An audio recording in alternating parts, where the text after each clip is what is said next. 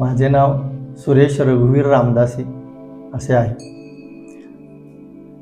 हा उमरतचा जो मठ आहे हा रामदास स्वामींनी स्थापन केलेला आहे। रामदास स्वामी जेव्हा चाफळला राहायला होते तेव्हा रोज स्नानासाठी कृष्णाबाई इथून कृष्णाबाई नदी आहे त्या नदीवर रोज स्नानासाठी यायचे।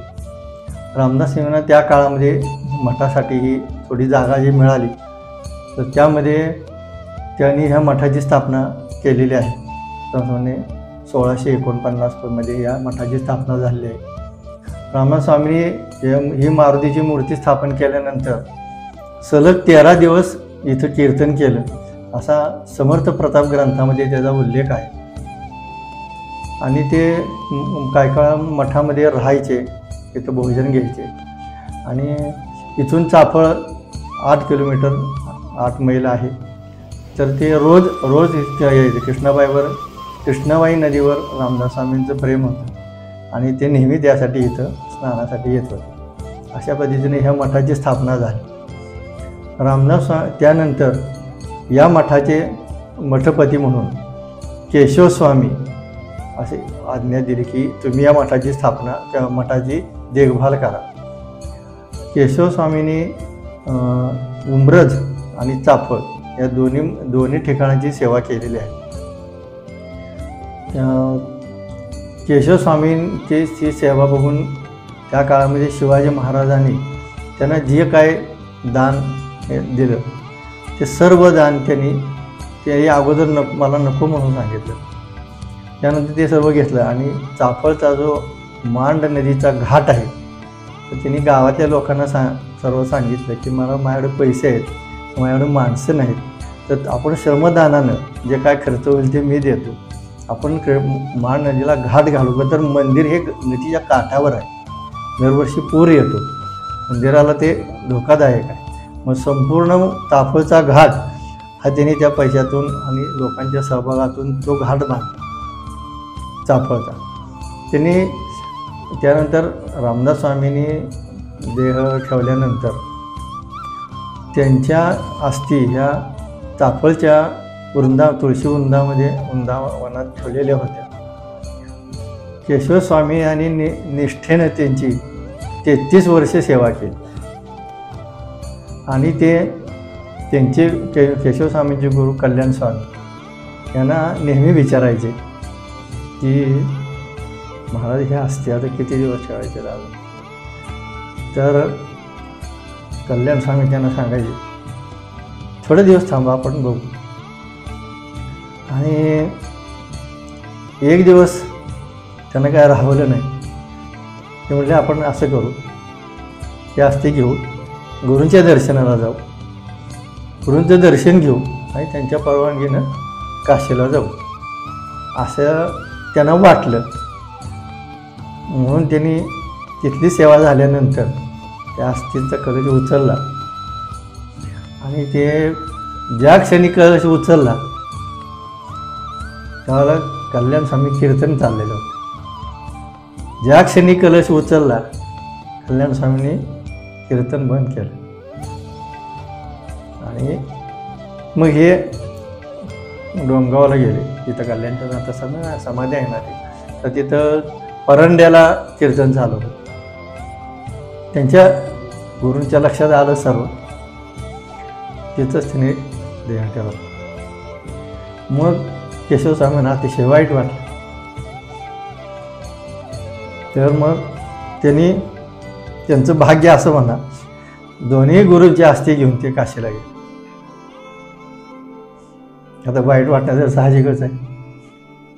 अशी कथा ह्या सगळ्या समर्थ प्रताप या ग्रंथामध्ये ह्या सगळ्या कथा लिहिलेल्या आहेत। मी जेव्हा इथं होते चाफळला तेव्हा त्यांची अशी इच्छा होती की हे जे स्थान आहे चाफळ हे माझ्या रामरायाचं स्थान आहे, रामरायाचं महत्त्व वाढलं पाहिजे। काय ज्यावेळेला समर्थ ह्या सगळ्या भागामध्ये हिंडत होते, गावोगावी मारुतीची स्थापना करत होते, तेव्हा लोकांना जसे जसे अनुभव येतील तसं तसं त्यांनी रामदास स्वामींचं महत्त्व असं वाढायला लागलं की बाबा हे वाढायला लागली की लोकांनी एखादी काय मागणी करावी, काय अडचण सांगावी आणि ती समर्थांनी सोडवावी, असंही त्या काळात होतं.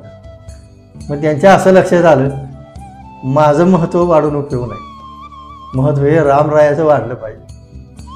म्हणून ते सज्जनगडला जाऊन राहिले. सज्जनगड जे हा शिवाजी महाराजांचा किल्ला होता आणि त्या किल्ल्यावरती त्यानं संभाजी महाराजांनी आत्ता जे तिथं ते किल्ल्यावरचं जे घर वगैरे आहे किंवा खोली वगैरे जे आहे जिथं समर्थांच्या वस्तू ठेवल्या, ते सर्व वस्तू ह्या ते वाडा हे ते सगळं संभाजी महाराजांनी बांधून दिलेलं आहे सज्जनगडला. ते आता जिथं समाधी मंदिर आहे तिथे एक खड्डा होता तिथं. तर संभाजी महाराज काय त्यांचं असं म्हणजे, महाराज इथं हा खड्डा विनाकारण आपण बुजवून इथं काहीतरी एखादं वास्तू किंवा काहीतरी इथं करता येईल आपल्याला. तर समर्थ म्हणले नाही, की वेगळ्या कारणासाठी जागा ठेवली, आता इथं काय करायचं नाही.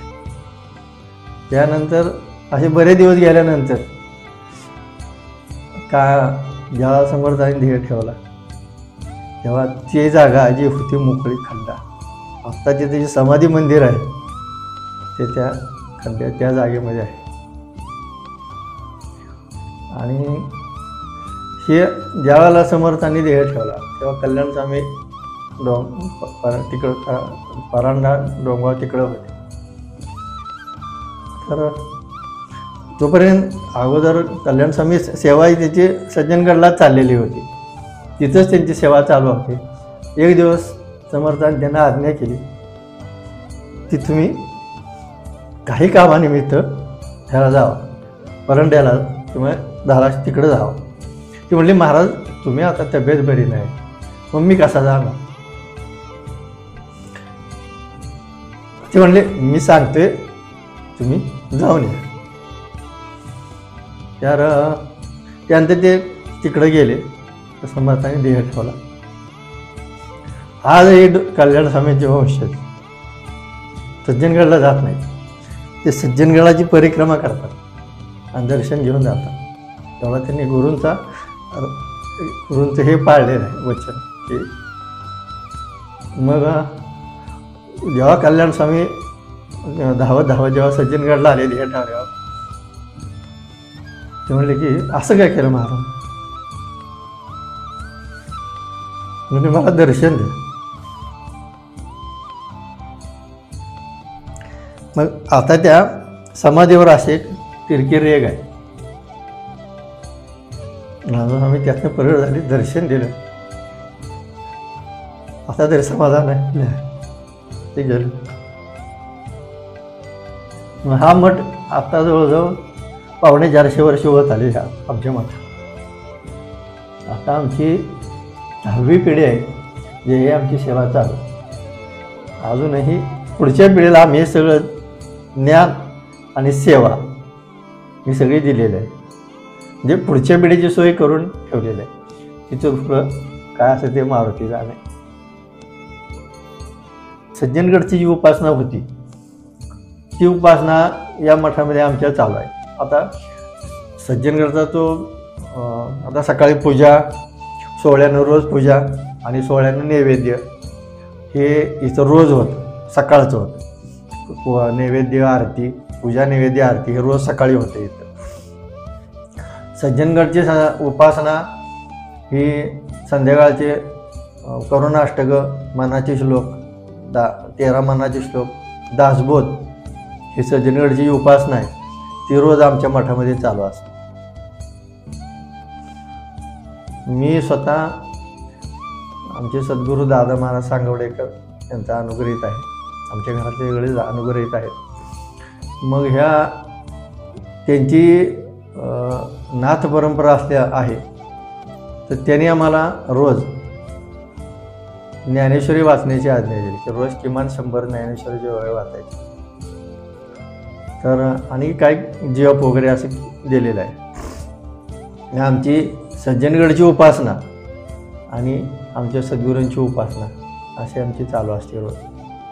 येत्या पिढीबद्दल असं सांगावंसं वाटतं की आत्ता सध्या आपलं ही काळाची गरज आहे की सर्वांनी एकत्र येऊन अशी जी ठिकाणं आहेत ते त्या ठिकाणी त्यांनी सगळ्यांनी यावं दर्शनासाठी न्याच्या निमित्तानं. आणि सेवा काय तुम्हाला करता आली तर करा, किमान दर्शनाला तरी या. असं मी आमच्या गावातल्या माझ्या मोबाईलवर जितके ग्रुप आहेत त्या ग्रुपला सगळ्यांनी मी सांगितलं आहे की रोज संध्याकाळी तुम्ही आपल्या जवळ कुठलेही देऊळ असेल तर एक असा नियम करा की संध्याकाळी 7 वाजता त्या मंदिरात जायचं. कुठल्याही मंदिरात जावा, सगळी मंदिरं हिंदूंचीच आहेत, आम्हाला जातीबद्दल काय म्हणायचं नाही, सगळी मंदिरं तीच आहेत. कुठल्याही मंदिरात जावा, एक नमस्कार करा आणि जावा. काय मागायचं नाही, काय द्यायचं नाही, काय नाही, पण किमान त्या लोकांनी मुलांनी मंदिरात जावं एवढी आमची इच्छा आहे. आता इथं आमच्याकडं विश्व हिंदू परिषद, बजरंग दल ही मुलं येतात, तिथले लोक आमच्याकडे आले होते की या मठामध्ये आम्हाला असं काय तुम्हाला करता येईल का, की तर म्हणलं येऊ शकेल. की ती दर शनिवारी ती मुलं कधी 5 असतात, कधी 10 असतात, कधी 15 असतात, ती येतात. आम्ही आरती करतो, मी आरती करतो. त्या जास्तीत जास्त त्या मुलांना सांगतो की तुम्ही आरती म्हणा, मी दबक धरून उभा राहतो. मग आरतीचं ताट त्यांच्या असेल तर ती जरा घाबरतात, नको म्हणतात, आरती तुम्ही करा आम्ही म्हणतो. मग अशा पद्धतीनं ते लोक आरती म्हणतो, आम्ही त्यांना प्रसाद देतो. त्यानंतर त्या सगळ्यांच्याकडून भीमरूपी म्हणून घेतो. मी एकदा म्हणतो, माझं बघून ते म्हणतात, असं भीमरूपी म्हणतो आणि मग जातो. असे एवढी तरी सुरुवात आम्ही आता पुढच्या पिढीसाठी करून ठेवलेली आहे. आपण देवाला पलंग शेजारतीसाठी तर आम्ही शेजारती म्हणतो. मग कधी रामाची म्हणजे सज्जनगडला जी शेजारची असते कधी ती शेजारती म्हणतो, कधी आमच्या गुरूंच्या तिथं जी शेजारती होती, विडा असतो, शेजारची असते, ते म्हणतो. असं त्यासाठी तो पलंग रोज, आता हा बाहेर म्हणजे आत जागा कमी पडते म्हणून बाहेर आणून ठेवला आहे. एरवी हा पलंग संध्याकाळी आत असतो. आणि असं समजायचं की तो व्यवस्थित उशी व्यवस्थित असावी, पांघरून व्यवस्थित असावं, असं करून आत ठेवायचं. शेजारतीसाठी ते आहे. आणि हा बऱ्याच वर्ष आहे, मी माझ्या अंदाजानं 100 वर्षी तरी झाली. ती जी समोर मूर्ती आहे तर छोटी मूर्ती जी आहे ती तर हनुमान जयंतीच्या दिवशी पालखीतून ती मूर्ती आम्ही ग्रामदैवत आणि केशवस्वामींची जी समाधी आहे आमची, त्या समाधीच्या दर्शनासाठी ती मूर्ती घेऊन जातो. छबिना म्हणतात त्याला. मग त्या प्रत्येक ग्रामदेवतेला त्याची आरती करतो आणि प्रसाद म्हणून लाडू वगैरे असं नारळ देतो. मग ग्रामदेवते म्हणजे आमच्या इथं एक अंबाबाई म्हणजे भवानी देवी ते एक स्थान आहे, एक तुळजापूरचं स्थान आहे, एक यमाई म्हणून स्थान आहे, एका सत्पुरुषांची समाधी इथं आहे तिथं. आता त्यांचं नक्की नाव आम्हाला माहीत नाही. त्यानंतर भैरवनाथ म्हणून मंदिर आहे ग्रामदैवत ते. त्यानंतर नदीच्या काठावर मारुती मंदिर एक आहे, त्या मारुती मंदिरामध्ये तिथं. आणि त्यानंतर केशवस्वामी त्यांच्या समाधीला तिथे एक जातो. येताना वाटेत एक म्हसोबाचं हे आहे, दगड असा आहे, त्या ठिकाणी ती पालखी थांबती. तिथे नारळ फोडतो, नारळ पालखीवरनं उतरून टाकतो आणि मगच पालखी घराकडे येते. अवक्षण होऊन मग आम्ही ती मूर्ती घरात घेतो, असं त्यावेळेला करतो. दुसरी जी एक मूर्ती आता पितळेची आम्ही 2-3 वर्षापूर्वी करून घेतलेली आहे.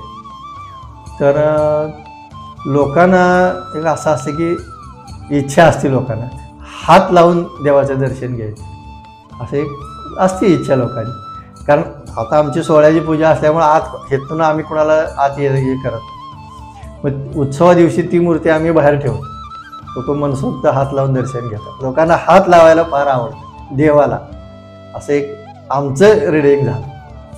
आणि त्या मूर्तीचं असं एक आहे की आम्ही आमच्या सद्गुरूने विचारलं की असं ह्या कारणासाठी मूर्ती करू दे का, की आता छोटी मूर्ती आमच्याकडे आहेत प्रभाव या छबिन्यातली, तर एक मोठी मूर्ती करायची आहे.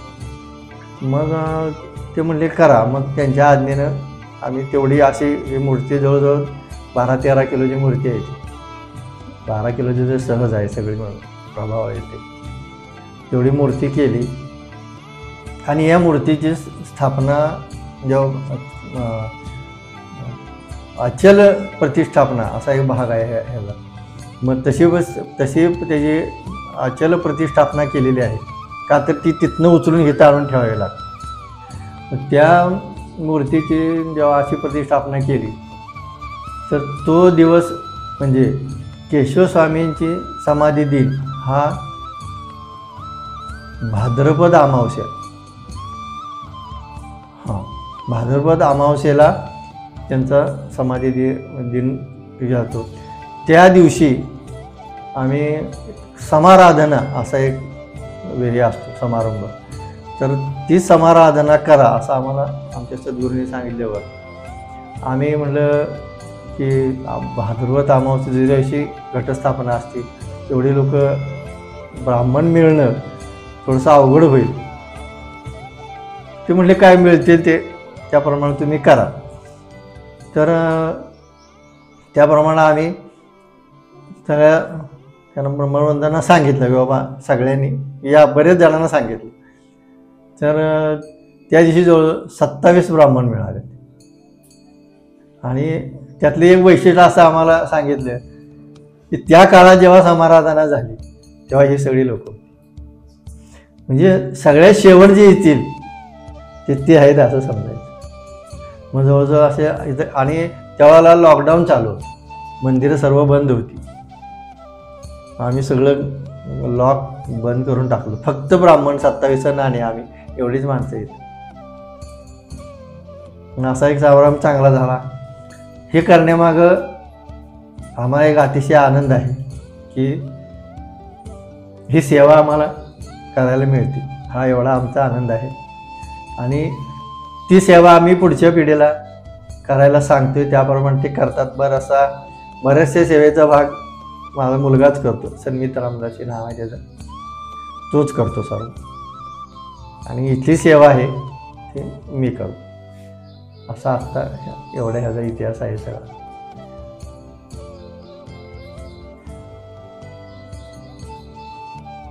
हे रामदास स्वामींनी हे जे काही मंदिरं स्थापन केले आहे त्यामुळे 11 मंदिरांचं काही ना काहीतरी वैशिष्ट्य आहे की जे शब्दात सांगता येणार नाही. मग 11च का पाहिजे, तर ते एक उभे 11 बहु 11 काय 11 कळलेचे ना, गुप्त ते गुप्त जाणावे असं रामदास स्वामींनी लिहून ठेवले. मग त्याचा अर्थ आपण सांगू शकत, पण हे सगळ्यांचा संबंध शिवाजी महाराजांच्या कार्याशी आहे एवढा आमचं स्वतःचं मत आहे. त्या पद्धतीनं ही सर्व सेवा चालू आहे. आमची अशी एक श्रद्धा आहे